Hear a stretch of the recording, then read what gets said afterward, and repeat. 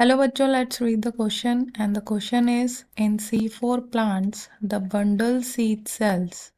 So question में पूछा गया है कि जो C4 plants होते हैं उनमें जो बंडल सीड सेल्स होते हैं उनके बारे में यहाँ पे ऑप्शंस दिए हैं जिसमें से करेक्ट ऑप्शन हमें बताना है कि जो बंडल सीड सेल्स होते हैं वो किस टाइप के होते हैं, उनका कैरेक्टरिस्टिक फीचर जो है वो क्या होता है, वो दिए गए ऑप्शन में से करेक्ट ऑप्शन बताना है। की concept: plants adapted to dry tropical regions. So जो plants adapted होते हैं to dry tropical regions, they have the C4 pathway. And ऐसे plant जिनमें C4 pathway होता है उसे कहते हैं C4 plants. And जो C4 pathway है इसमें जो फर्स्ट प्रोडक्ट बनता है वो होता है 4 कार्बन का, जिसे कहते हैं ऑक्सैलो एसिटिक एसिड, इसलिए भी इसे C4 पाथवे कहते हैं। एंड जो C4 प्लांट्स होते हैं ये स्पेशल होते हैं क्योंकि इनके पास होता है special type of leaf anatomy.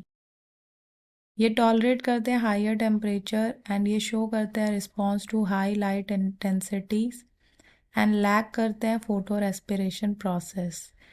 And इनके पास होते हैं ग्रेटर बायोमास प्रोडक्टिविटी। एंड जो इनकी लीफ एनाटॉमी होती है, जो लीव्स होती हैं इनकी, ये शो करते हैं क्रेन्स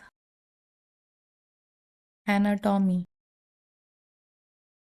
जो क्रेन्स एनाटॉमी होती है पर्टिकुलरली लार्ज सेल्स होते हैं अराउंड द वस्कुलर बंडल्स जो फॉर्म करते हैं सेवरल लेयर्स एंड इन्हें कहते हैं बंडल सीड सेल्स।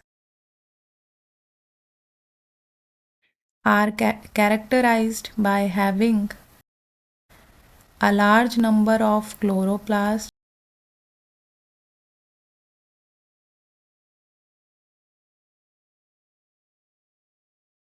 तो इनमें क्लोरोप्लास्ट होते हैं ज़्यादा नंबर में एंड इनकी होती है थिक वॉल्स।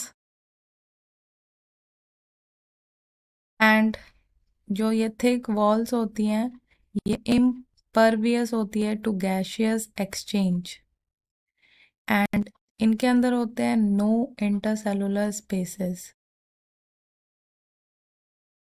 तो इंटरसेलुलर स्पेसेस नहीं होते हैं एंड ये इम्परवियस होते हैं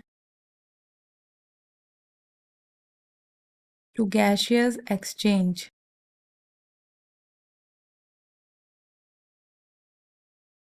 एंड जो पाथवे होता है C4 पाथवे साइक्लिक होता है एंड इसे हैच एंड स्लैक पाथवे भी कहते हैं, जो कि पार्टली कंप्लीट होता है इन मीजोफिल सेल्स में एंड पार्टली कंप्लीट होता है इन बंडल सीड सेल में।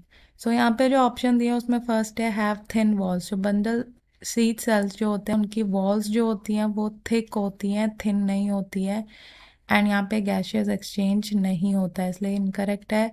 सेकंड है कि लार्ज इंटरसेलुलर स्पेसेस होते हैं, जबकि यहाँ पे इंटरसेलुलर स्पेसेस नहीं होते हैं, इसलिए ये भी इनकरेक्ट है। थर्ड है कि रिच होते हैं पेप कार्बोक्सिलेज।